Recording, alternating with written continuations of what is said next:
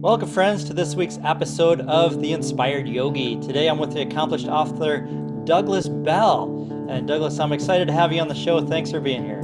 Hey Jim, how you doing? Oh man, fantastic. Thanks for asking. Good. How about yourself? I'm doing pretty good here in Houston. Humid and hot, but we're hanging in here pretty good.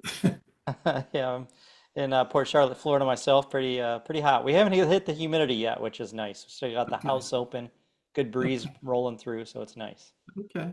So tell me, I read that you used to be a magician. Is that right? Yes, as a young man, Okay. in my mid 20s. Okay. So I have an engineering degree from the University of Texas All in right. Austin, and I resigned from being a engineer and decided to become a magician after performing on the weekends at nighttime, that type of thing. And I kind of said, you know what? I don't want to grow up to be an old man and never say I tried it. So I did. So I went for it. So I was a full-time magician for about 4 years. Oh, cool. Uh-huh. I dabbled in it as a kid myself. We used to put on little magic shows and stuff. It was fun. Exactly. It was fun. And you know what I liked about it the most when I look back on that time, it's the connections that I made with people. Hmm. That's Yeah. what really made it worthwhile, was connecting with people. Yeah, I love that. Yeah, connections are so important. So obviously you're not a magician anymore, and you've moved on to. I know you're deep into Buddhism and meditation and authoring fiction books that I think weave that into your writings, as from what I understand. Is that correct? That is correct. So my characters, like all characters, are on a journey. And I feel like in order for the journey to feel like it's sustainable, meaning the outcome would be sustainable in that character's life, I'm using meditation and the quietness of meditation and the strength of Buddhist wisdom in order to be the vehicle for that character evolving and changing. And so therefore, I believe through that, then it's it's reasonable to believe that change in the character would last. Okay, yeah, yeah, making sustainable change because of, I mean, meditation causes a deep personal change, right? Correct, correct. And so that's where I'm really leaning on that because in these stories, these characters are really dealing with, big questions. And so fine, maybe in some cases it gets answered with a mom who can tell a good story, or maybe there's some lesson learned that you got from a boss or something. But I think the real work a lot of days comes when we're sitting with ourselves. And I was trying to show, or rather, I am trying to show the power of what you can learn when you sit with yourself and listen to the universe. And that's where I'm really hoping that, or thinking that the reader sees these stories and sees that we've all been given this ability to tap into what the universe has to say. And that then gives us the strength, maybe then to face something that Hmm. we've been avoiding, um, but face it in a authentic way, in a sober way, in um, a place of position, a place of strength, versus a place of I don't know, I guess I say insecurity. Even though you are approaching it with insecurity, but I do think through meditation there is strength in being able to just sit, and you will find that insecurity switching and changing more to courage. Yeah, I agree. I agree. So what you've been meditating, I understand, for like 20 years, right? Yeah, so I started meditating back in the late 90s, Okay. mid to late 90s. I don't know, I can't say this in general, but for the people I know, they came to Buddhism or they came to meditation during very distressful times in their lives, and I was definitely in the midst of that.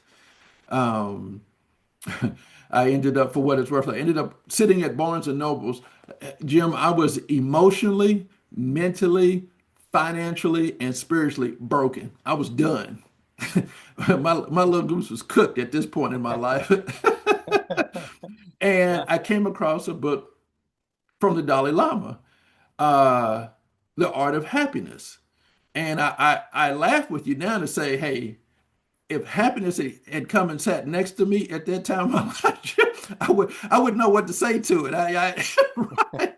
Yeah, I just kind of look at it and say, well, who are you? And from there, that book then started this journey really of questioning what is happiness? I hadn't seen it in so long, I had lost a connection to it.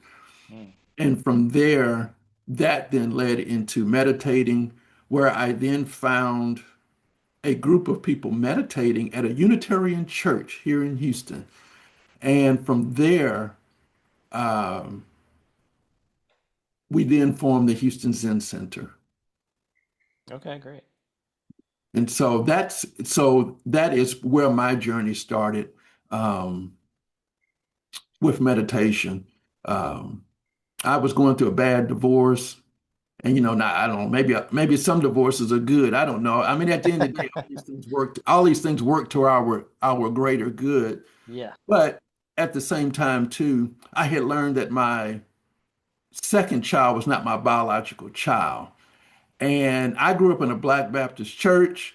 Don't get me wrong, I love Black Baptist churches. They serve their purpose. But on a Tuesday night, I was falling apart with all of this information that I had to eventually learn how to sit with, because that was my reality. That was my world, and that wasn't changing. That's what's true.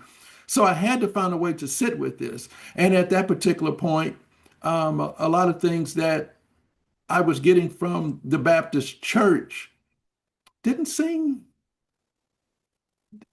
yeah, it didn't get me there. So I Gotcha. needed a process. Yeah. Yep. Yeah, and I love that you brought up happiness. I mean, this show, this program is about helping people overcoming suffering, and obviously you were in a place of suffering, you were in a loss, and now you've brought up this connection where now meditation now brought you to a place of happiness. What about meditation do you feel did that for you? Wow. So when you start getting into early 2000s, this kind of 2004, 5 time frame, the Zen Center we got our first abbot. And as I was kind of this fledgling meditator, Hmm.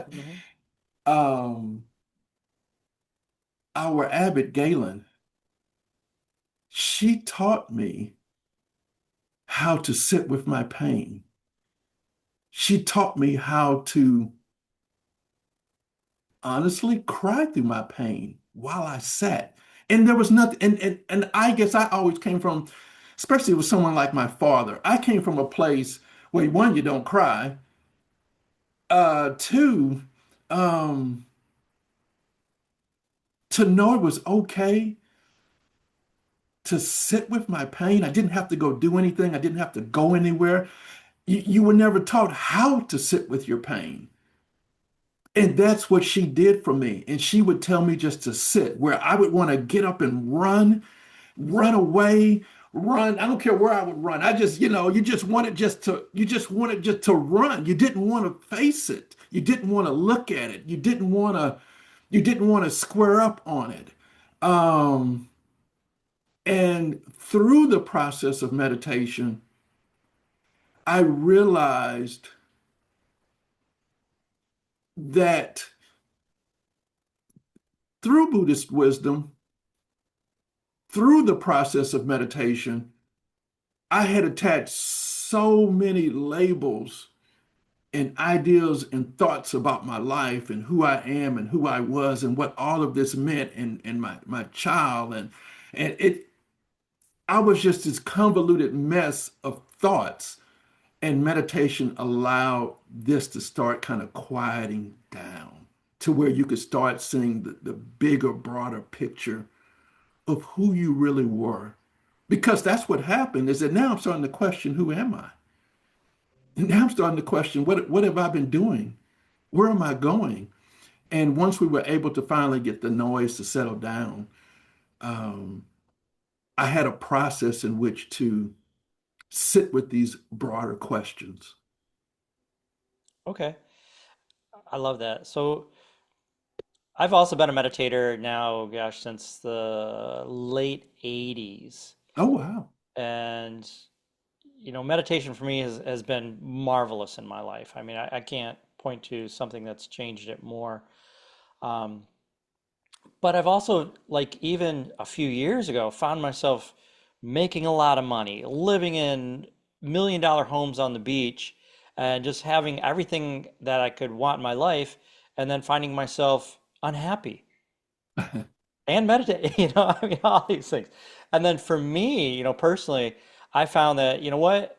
Happiness is really a choice. It's really a decision that, we self-engineer everything within us. And I had to, like, really make that conscious decision. There's no reason not to be happy. Be happy. And man, there was no turning back. Meditation, without meditation, I don't think I could have done that, but Mhm. but for me, it had to be that internal switch of like anybody can be unhappy, that's easy. But just as easy is to switch and be happy. It's just for me, and I don't know if it's the same for everybody. I just believe it's a personal choice, you know? I think most days, and most meaning, let's say 8 out of 10, I do agree with you that happiness is a choice. I do think happiness is training. I do think happiness is intentionality, meaning you are intending this. Wow, those other 2 days, okay, that's a tough one. I'm gonna have to come back to happiness, tomorrow.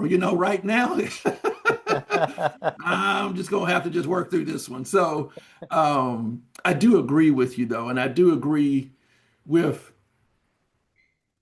when you couple um, some type of, and it doesn't necessarily have to be Buddhism, but when you couple a level of spiritual wisdom, regardless of where it's coming from, with that time and with you sitting with yourself, sitting on the cushion, I think then that this awareness, oh, this is a choice. That's where I think it starts to happen. I think maybe if you don't have possibly the wisdom behind the meditation, guiding uh, the spiritual component of this very of this action. Sitting is active.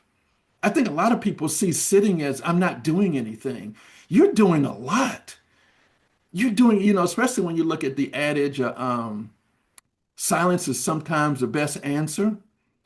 To learn how to be silent, to learn how to not react. That's what sitting on the cushion is doing for you. It's giving you the opportunity to practice in your life what it feels like to not have to react, but maybe find enough space to respond. Yeah, yeah, beautiful. You said a lot there, and it was very well said. Thank you. Um, One of the things you just said reminded me of something. I was meditating at a yoga retreat center with a room full of people, and it was an hour meditation. And we got done, and a guy came over to me and he said, "You're the only one in this room that didn't move for an hour." And I said, "Well, actually, I was moving the whole time." Because it is work, man. It is work. There's a lot going on inside when you're truly meditating. I mean, I know you can get to that place where you're just gone, but most of the time people aren't there. Well, And that can take a while. yeah, Depending upon what's going on in your life, that can take a while. yeah. I'm like I assume you've done the longer, meditation type retreats. Hmm. I think at this point, the longest that I've been disconnected and kind of cloistered has been 10 days. When you start getting into that third day, no telephones, no TV, no nothing, and you're simply meditating from 5 in the morning till 10 at night, things start to get real quiet after a little while. And you start thinking of things you never even, you're like, where did that come from? But that's because all of this superficial stuff now is starting to burn off, Yeah. and when you get to that sixth day, that seventh day, you get a whole nother level. You get a whole nother layer that's starting to burn off too. And but what you do see though, you do see um, how much work it is or can be to sit through that. And I think that's why a lot of people run from it because it's an incredible amount of work. You are truly investing in yourself when you do this. Yeah, that and I mean you're sitting through, like you said, thoughts that are coming up, bubbling up out of your subconscious that can be dark, that can be ugly. Now you've got to deal with these thoughts because you're stuck in the quiet. You're stuck in the quiet. Yeah. And I mean, like I would say, the kitchen is starting to get hot. And you want to get out of there. But I think it's also something too that I feel like my Abbott really like really showed me that there's something very beautiful on the other side of this. And I think that's why I wouldn't give up. Yeah. It was like, oh wow. It's kind of like, for whatever it is in that little bit, you've kind of, in Buddhism we say you entered the stream. Well, the fact that you entered and you kind of like, I don't know, I can't say you came completely out on the other side, but the fact that you kind of reach some place where you're on the shore now of something, then you kind of go, wow, what is this? Oh wow, where am I? And all of a sudden you feel safe. And the answers that came out of that journey in the stream actually are like you realize you can handle it. But I think if you try to turn back, then you're almost doing yourself a disservice because you never learn what you're capable of. And we all are capable of these wonderful, beautiful things that we never thought we could do. We can. And I'm advocating that when we get these big questions in our lives, I'm advocating that we do them sober. We do them such that we come out emotionally available for people. We realize that pain is not pain in our lives for the sake of pain, but we're learning something from our pain because our children, our friends, someone we don't even know coming behind us will need to know what we learned from our pain. And I feel like meditation and sitting with not so much why the pain is here, but what you can learn from the pain. And maybe even that broader picture of how I fit into the pain. That was one thing I did learn, Jim, was where I fit in all of the pain as these broader questions were asked. How much of this was on me? How much was on the other person?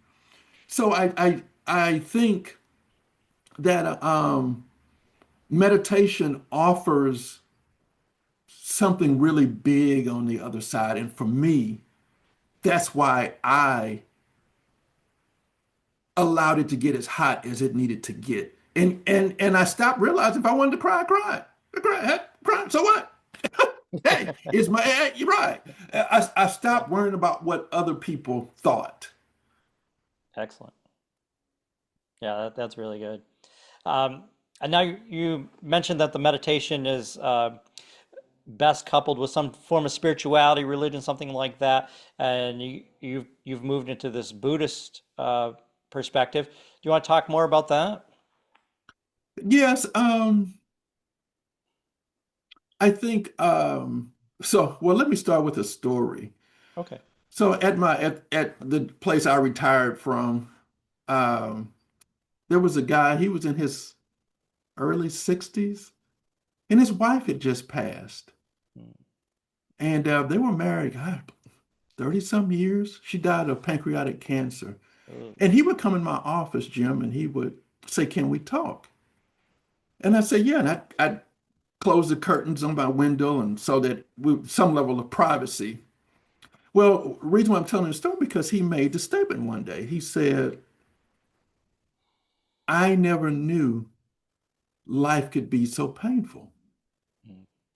And his name was Scott. I say, "Scott, who has been protecting you all of these years?" Oh my goodness, what woman has been protecting you from all this? The life is painful. And he said, "What are you talking about?" And I said, "It is one thing that I started becoming conscious of in my 20s, which I learned from Buddhist text, was that life is suffering. Mm. And to think that you're going to go through this life and I guess not experience pain, I think is unrealistic. And not because that has been my experience, and I think like all of us, we all are experiencing pain, but I think for a particular text that is what, 2,500 years old, for it to be saying that, and you kind of go, oh, no one ever told me that. It really kind of it really kind of like changes your perspective on things where now you're saying to yourself, well, how can I prepare for the pain in my life? So I am really trying to take through Buddhism, really trying to take a much different perspective on my life, on how my life operates, and also to the fact that I realize and accept that some level of pain is kind of the norm and the expectation. You Yeah. know, and I'll say this. I don't know if this is a story coming to my mind. So when because I'm looking at this from an ideal of perspective, which was what I think Buddhism is giving me some days. So I'm having a drink, having a beer with my mother, and I'm going through this divorce. And this is what? This is 90. Yeah, this is mid 90s. I'm going through this divorce, and I'm sitting there having a heart struggle. And my mother says, "What are you crying for?" And I look at my mother, I'm kind of like, well, why do you think she's gone? And my mother made the statement, if you're crying because you think you lost a wife, you never had a wife. And I was like, what are you talking about? She said, it's a matter of perception. If we need to look at your ideal of what a wife was, because if that's your ideal of a wife, then we got to work on you, not work on her. So I'm making the case that for me, Buddhism, as well as my mother giving me this sense of perspective, Buddhism has started giving me a sense of perspective of how to work with myself and question how I'm looking at things, and then look at, okay, well, what is could be the more sustainable perception in this. That's where I feel like Buddhism has started to work in my life. And how has it made a change? Well, it's made a change because the quietness has taught me I have the courage to handle what life brings me. Um, the quietness has helped me understand the possible karmas of my life. Um, the quietness, the Buddhism has helped me understand when I'm not living my best self, I have a level of awareness of it. And possibly through that, can I make the changes in order to start to live my best self. Oh, that's awesome. I got a question for you. I always run into these people that, and I'm sure you have as well, that say, "Yeah, that's great, but it's not for me. I can't meditate." I'm sure you've heard that. That's true. Well, like I told a young lady the other day, uh, I was at the Austin Book Festival, and she said something very similar to that. She says, "Well, I just don't think I'm doing this right." And so I said, "Well, how do you know you're doing it wrong?" And she's kind of like, uh, I said, "Exactly." I said, "If your mind is jumping from one thing to the next, that means you're human." And she says, "Well, but I can't control my thoughts." I said, "Well, you're not supposed to be trying to control your thoughts. You're supposed to be acknowledging your thoughts. And now that you have acknowledged your thoughts, now it's a matter of just simply watching it and releasing it and letting it go and becoming present again." And depending upon the type of meditation that you're doing, and mine being breath work, I acknowledge that thought. Now let's get back to counting our breaths. But to control, that's not what we're doing. And to your point, Jim, which I laugh, over you start talking about doing something 20 and 30 years, I still don't have this right. There's good days and I'm, bad days, right? thank you. I'm still falling apart, but there's so much joy in knowing you get to get up each morning and say thank you. You get to get up each morning, sit on your cushion, and sit with yourself and say thank you. Thank you for the wonderful life you've been given. Thank you for your ability to sit with what's in front of you. Because you sit with it long enough, you're going to learn something that's going to help you be the person you're supposed to be. The person that you may have been avoiding to be, the conversations you've been avoiding to have. I feel like if you sit with yourself long enough, there's more possibility of you evolving into that person you're supposed to be will happen. Yes, I agree. And then you start showing up as a different person. You start showing up as a different person. Exactly. You start showing up as a different person. Yeah. hmm And I'm a big journaler. I don't know about you. I'm a big journaler. I wish, man. I'm not, to be honest with you. I I've never am. been I able to do journal. I journal nearly every day. I've been journaling almost every day since 1990. it. I Wow. have journals everywhere. And I think to get up from the cushion and write down what's going on and what's happening further brings a level of understanding and transparency to your thoughts, to where Mhm. you're headed, what you're doing. Once again, saying thank you. I'm a big thank you person. I think meditation gives you the ability to say thank you.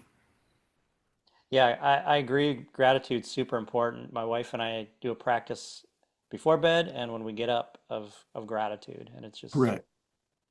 sets a good puts you in a good mind state for your It day. does. Yeah, It and for does. sleep, which is important. Right. Now, I would have to say here lately, I've not been meditating at nighttime as much. So, um, by the time I get to 9:30, my goose is cooked. So, um, but I'm generally a morning meditator, and I try to go on my retreats. Now here at the Zen Center, we'll do day retreats, probably 4 times out of the year, and then we'll have longer week long 10-day retreats out at what we call the rural center, um, about an hour and a half drive from Houston. Okay. So I noticed that a couple of your books are about cake. Not about cake, but the title has cake in them. So I kind of wanted to ask about that. Because I'm sure there's a story there. Yeah. So my first novel is called Cakewalk, and the sequel is called A Love Cake. And the two books are in a series called For the Love of Cake. Um, but I'm using meditation and Buddhist wisdom for a individual who is a the most highest ranking Black employee in the oil and gas industry, and this is set here in Texas, a straight uh, cisgender man is hiding from his employer that he's dating a trans woman. Okay. And his journey to self-acceptance is not a cakewalk. Oh, good metaphor. His journey to understanding who he is, this question of Black masculinity, toxic masculinity, this question of identity, desire, sexual desire, um, this question of community. There's no one like me. I've never seen anyone like me. Uh, gets dealt with through meditation. So in the novel, he's introduced to meditation in order to do his job better. Well, what happens is as he's going through this, meditation now once again takes on these broader, bigger questions, um, and hopefully makes for sustainable change or evolution of someone who really needs to become their authentic selves and thinks that he doesn't have the courage or the strength to be his authentic self. How cool. What gave you the idea or the motivation to write this story about this character? Um, well, one, I have trans people in my life. Hmm. Me and my wife, we have a very diverse community of people in our lives. And as a younger man, um, I was dating trans women, and there is shame, I think, for a lot of men tied to these desires Hmm. Okay. and this reality that he's living in, because our society says that in order to get along in this society, you've got to be a part of the larger, broader community, and that is white, heterosexual, cisgender, male Yeah. community. You find yourself outside of that community, and I already am because I'm Black, but you find yourself out of that community for these different reasons. Well, now that is impacting your ability in a lot of ways to be successful within this broader society. Yeah, and I imagine there's some hiding, some inherent shame. Shouldn't be shame, but that feeling of shame that goes along with that.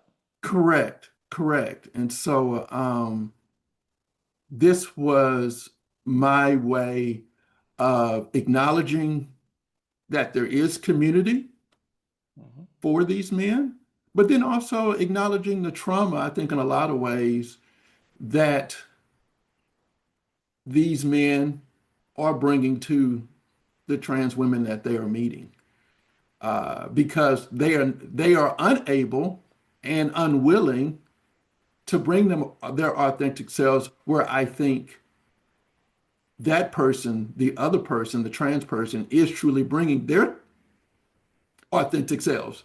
I mean, if anybody is truly living something that takes courage, whew, Yeah.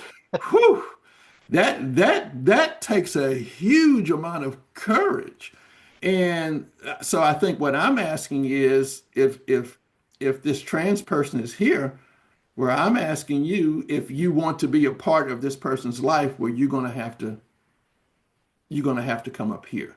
Level You, up. we, we, we can't we can't ask these people to come down where we are at. And I think there's also a question too, I think, and I think this is an individual question. should some of these men be considered as part of the LGBTQ plus community, where there is community?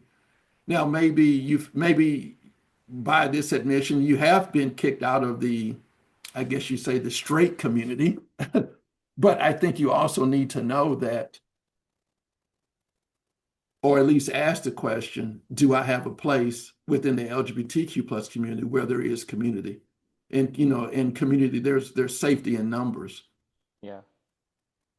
So for what they're so in Cakewalk, then the sequel is Love Cake, where they are now owning a bakery together in Houston, Texas, and doing the COVID-19 Black Lives Matter protests and the MAGA politics of Texas.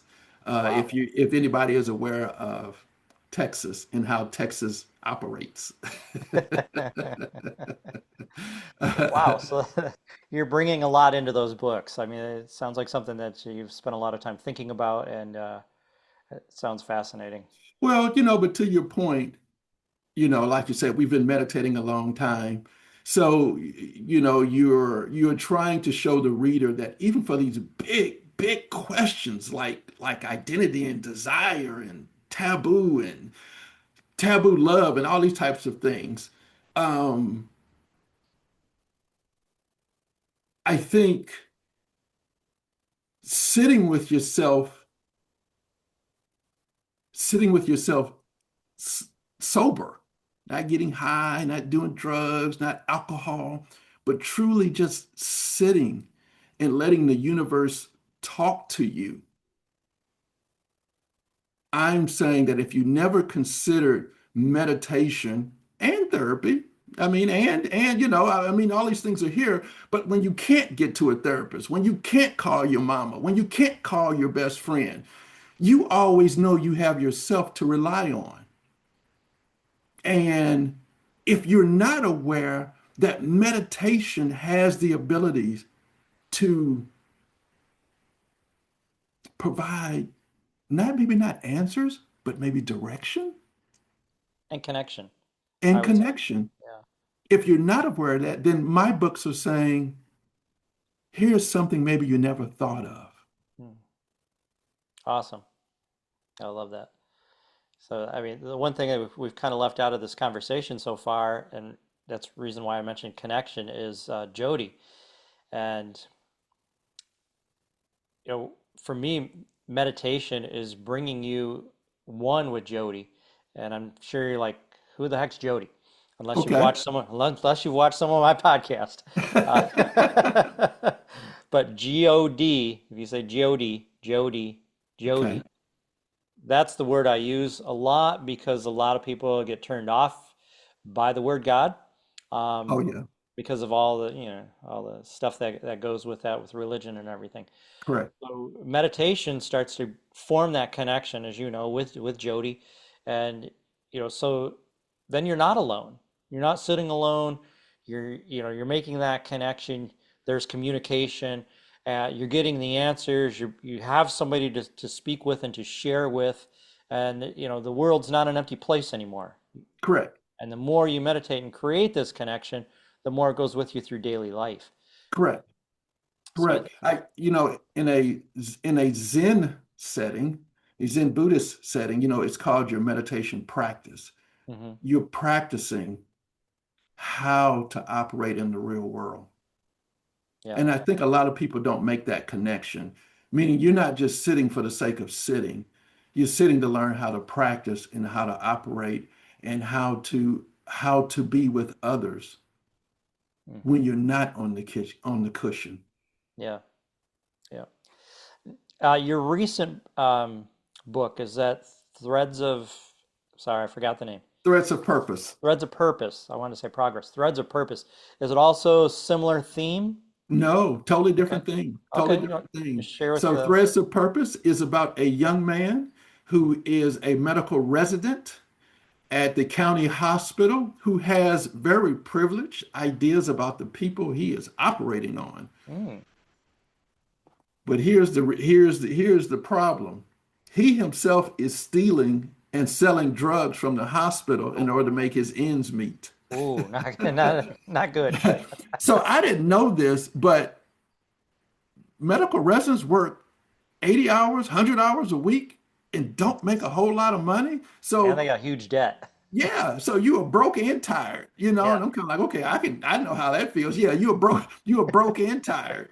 Well, yeah. so this guy is selling drugs, stealing and selling drugs from the hospital. He gets arrested, and now he's in jail with the same people that he has these ideas about. And there he is introduced to meditation. Hmm. And so it moves along to where now also too, uh, he starts dating uh, an older, mature woman who is his lawyer. Oh, okay. Interesting. Right. So I'm starting to notice a theme in my novels that I'm very interested in connections with people that maybe run counter to the norms. Sure. Yeah, so I'm really wanting to look at a young man's um, perspective on being with a mature woman and how the expectations from her uh, could settle differently than if he were dating a woman his same age, a woman in her 20s. I would have to believe the expectation from the two women would be totally different. Yeah. Yeah. Yeah. I imagine they would. Since you brought up jail, personal question. You ever been to jail? I have not. Oh, you're Now, lucky. yeah, well, yeah, yes, I am. Um, I will say this though. So I have a cousin who's kind of high ranking in the police department, and I did have him handcuff me, and I did have him put me in the back of a squad car. Yeah. And I gotta be honest with you, I knew I was claustrophobic. I became claustrophobic real quick. It's kind of like, okay, yeah, Yeah. this is not for me. And matter of fact, one of the people watching this was kind of like, is he okay? Yeah, it's kind of like, okay, guys, yeah, y'all, okay, the experiment is over with. Like, wow, and they were real nice, and they were kind of like, hey, look, it's clear that if you something bad happened, you were arrested, depending on how you were acting, we would talk to you and we would, tell you what's going to happen, how it's going to work, to try to calm you down and get you through it. So now we meet people all the time who get arrested every other day, so that person we don't have much, we kind of just, kind of move them along in the process. But for someone, because I was kind of like, wow, is that what this is like? And so I really wanted to understand from the place of being arrested all the way of being taken down to the county of how it works, because this individual in Threads of Purpose comes from a very privileged place, which is where I come from. I come from a very privileged background. Um, uh, Went to Jesuit high school, Jesuit upbringing, Mhm. all boys school up until college. Yeah. Um, where I, And you got to go to college. It's what'd you huge. say? What'd you say? And you got to go to college. That's And I got huge. to go to college. Yes, I got to go to college. So I come from a very privileged background. Plus, I have a bachelor's and a graduate degree Nice. from Texas A&M as well. And so for me, I really wanted to see what this could be like. What this, what rises up in an individual when they're being arrested. And it is not for the faint of heart. It is it is not if that's not where your life is, that is not where you want to be. Right? Yeah, I'll share with you a pretty interesting story. So I also went through a bad divorce, and I missed the judge. I had missed some child support payments. I was struggling, they made the child support really high. I was in Wayne County in Detroit. They I've known lawyers there, and they think every dad is a deadbeat dad, but I was doing my best. The Yeah, judge said, "You miss another payment the next year, you're going to jail." yeah. I missed a payment and a half, and he was going to let me go, and my ex was like, "Oh no, you said he's going to jail." So I spent 10 days in a really bad county jail in Detroit, man. You talk about some interesting place and having to be focused because Yeah. yeah, it was intimidating. I'm a small, scrawny little white boy, And man, whew, I was Yeah. thrown into a cell with 20 or 30 guys right away that were big, tough, not my color, and I was the only one that was white. And man, I was just happy to get out of there alive, but Yeah. it's a Yeah. interesting. I mean, there's constantly fights. People start fights just so they can stay in jail longer, so they can get medical and dental. Yes. So it's you never know Yes. what's coming at you, man. Yes. There's a whole mindset that I'm learning of how this operates that for the rest of us, you Hmm. are saying to yourself like, "Oh, you have got to be kidding me!" Like this is what we're doing. Yes, Yeah, yes, yes. yeah, You're right. If this is not your lifestyle, yeah. It's this is different. not where you are supposed to be. Just like I guess they're not supposed to be in our lives. You know what I'm saying? In our economy in a lot of ways and how it works, the two just don't mesh. Yeah, it's interesting. Yeah, but But I do know what you're saying about child support. I do know how I it's know tough. exactly where you're at. You're not telling me anything I do not know. And Yeah, yeah, yeah, me and you are both shaking our heads on how that works. yeah. And We get I through it. know exactly how you feel. Yeah. Yeah, yeah. But it was interesting though, after being there, like I can't remember how many days, all of a sudden they had a somebody come in that was teaching the Bible. So that, hey, something to do because there's nothing to do there. Right. So I go to this class, and then all these guys that were tough, mean, rah, guys that I was kind of like trying to avoid, keep my own space, got in that room. They started hearing the word, and the energy shifted. Oh wow.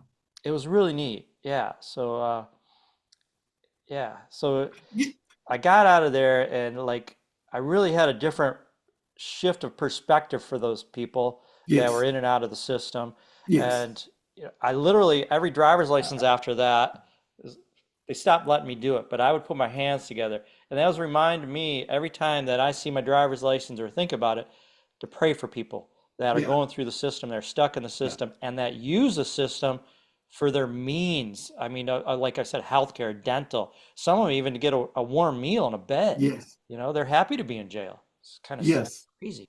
Yes, totally right. And that's the whole point of Threads of Purpose also too, is to show that in a lot of ways, I hate to make it sound like these are choices, but I think there's this idea of this kind of a pull your bootstrap up type mentality.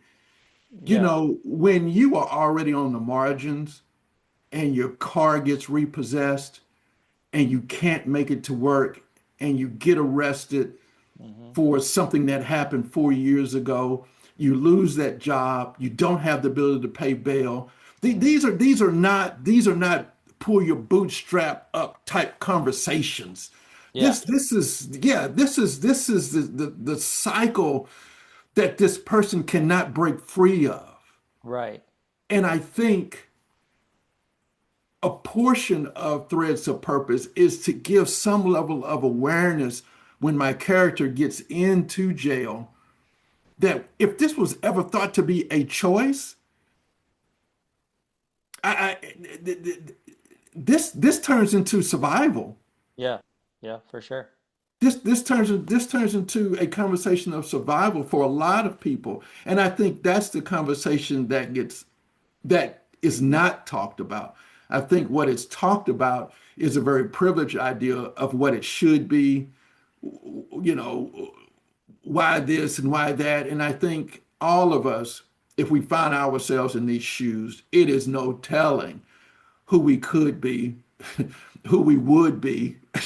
It's just no telling. Yeah, that's a very good point. Yeah.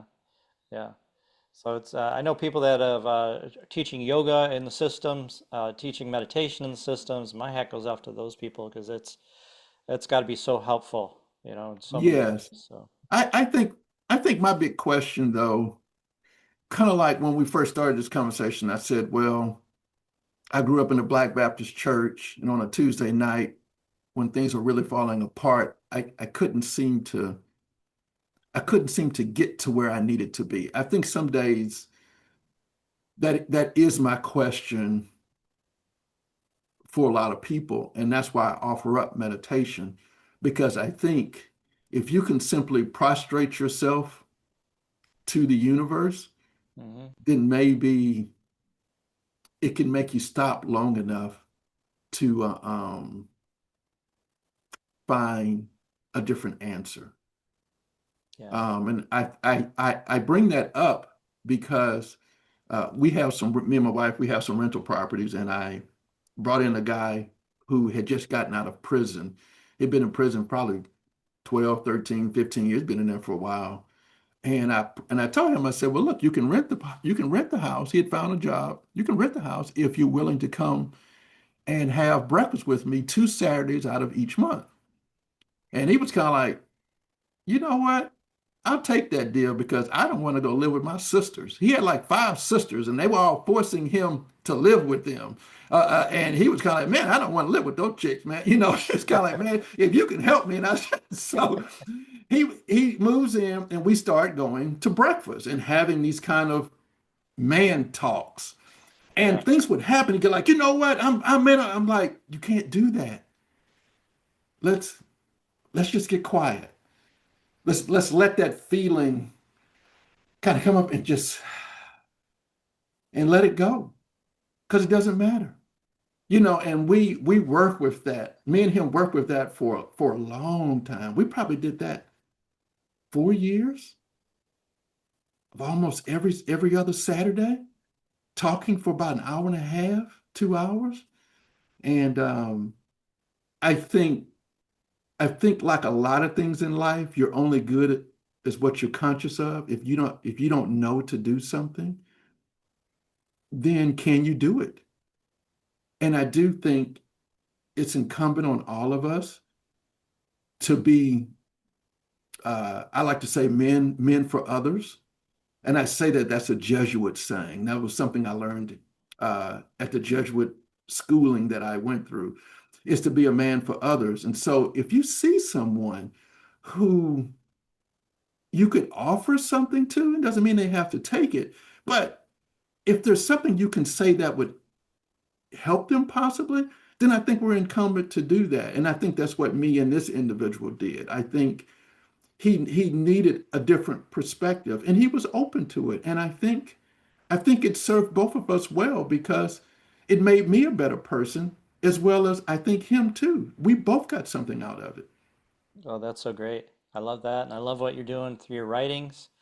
Um, do you want to, if people want to connect with you on some level, you want to share how they can do that? Yes, so I have my website, douglasbellbooks.com, as well as a YouTube channel, Douglas Bell Author, where I am interviewing other authors, activists, meditators as well, where we're talking about power of meditation and Buddhist wisdom. But in social media, Douglas Bell Author on Instagram, Facebook, and Twitter. So I can be found there. Excellent. And do you have your books? You want to show the audience? Yeah, I sure do. So this is Threads of Purpose. I don't know if it's upside down or something, but That's people perfect. really seem to like that cover. I just came back from the Tucson Book Festival, and that cover really caught people's attention because, and I'm not going to make any spoilers, but these threads are all there for a reason. I think that kind of gets to a spoiler, but you've got you can see that slice of cake on Cakewalk and love cake. And what I thought was interesting at the Tucson Book Festival, um, a young girl, she's probably 12 years old, she runs to my booth. She's like, "Oh, Mama, a cake! This is a cake book." And I said, Mama, you need to come get your child. That is not a cake book. Mama, come get your child. Yeah. So she comes over and she's kind of like, well, Beth, come over here. So she says, oh, that is an interesting, that is the prettiest cover. What? I said, Mom, yeah, this is not a cookbook. And so I told her what it was. She's like, oh, okay. I didn't see that one coming. How funny. So yeah, just kind of laugh with you. But yeah, the covers, I think the covers are, I'm very proud of the covers. I think Yeah, they're they're beautiful. striking. Yeah, and I think they get your attention. So I hope it resonates with people who are interested in particularly a Black perspective about our American society, living in it, working in it, as well as how meditation can be leveraged in your life in order to evolve into your authentic self. And I think to your point, that's where I'm really at with all of this, Jim, is that how can we stop being scared to be our authentic selves? Yeah, that's beautiful. Beautiful. Douglas, I'd like to give you one final opportunity to share anything that you feel compelled to share with the audience today. Um, I know we've gone through a lot, but just in Yeah, case we there's anything left. yeah, no, we're going through a lot. I don't know. I just want to say, hey, go outside and I don't know, put your feet in the grass, stand in the grass, and just twiddle your toes in the grass and feel the heat, the sun against your face, and like you said, Jim, just try to find some way to be intentional with your gratitude because it really can change the tone of your day. It really, really can if you become intentional of all the beauty around you and the beautiful people in your life and how grateful you are for the ones who add value to you. Tell them thank you. And if you got your mama, go tell your mama you love her. Excellent, excellent. Douglas, I've really enjoyed this conversation. Great to meet you. Man, good luck with all you're doing. Good luck with your book sales, and man, Thank you. keep Thank doing the good you. work. Yeah, thank you, Jim. It's been a pleasure sitting with you. I appreciate this opportunity. Likewise, thank you.